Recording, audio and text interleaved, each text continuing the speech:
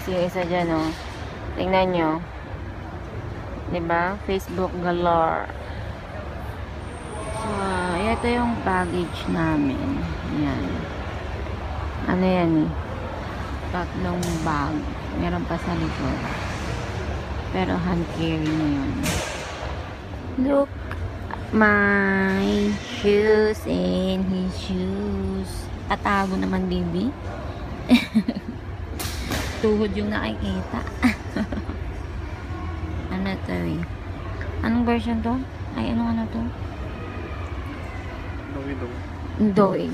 Vans AS ano yan? ASP CA.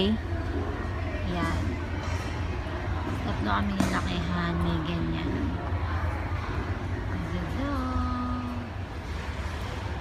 Namimili si Boying doon. Yung naka-stripe. Yung naka-stripe.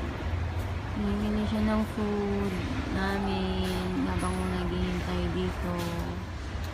Guys, naiinis ako kasi may nakalimutan ako. Grabe. Nakalimutan ko yung cake ni Ken sa fridge. Kaya, yun. Minessage ko na lang yung brother ko si Max na kainin na lang niya yung cake. Sayang. Kasi, one week din kami sa Pinas. So, masisira lang yung cake.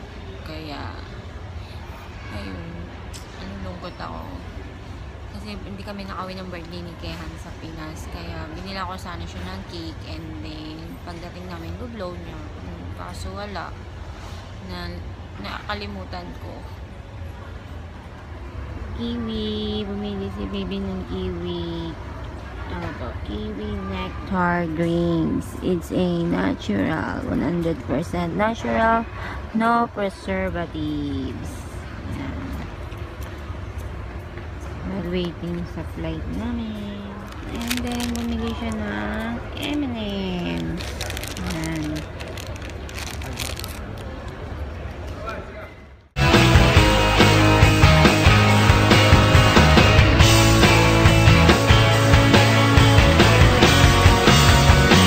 Hi guys! Kaka-check-in lang namin. And, yan. Nandito kami sa bench. Yan o!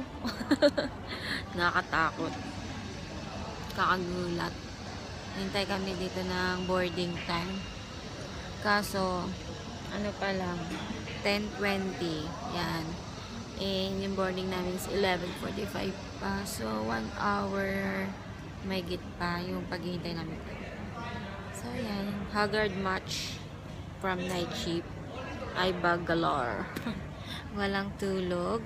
Yung isa dyan, busy. So, yan. Konti lang yung pasahero. Parang konti lang, aalog-alog. Parang konti lang kaming Cebu Pacific. Yung airlines nga pala namin is Cebu Pacific. So, yan. Kasi yung PAL ba yun, diba? PAL, saka yung Air Asia.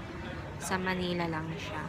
And isa dyan, ayaw niya ng Manila. Kasi ang biyahe is 3 hours mahigit pa uwi ng Olongapo. Kasi sa Olongapo kami. Yan.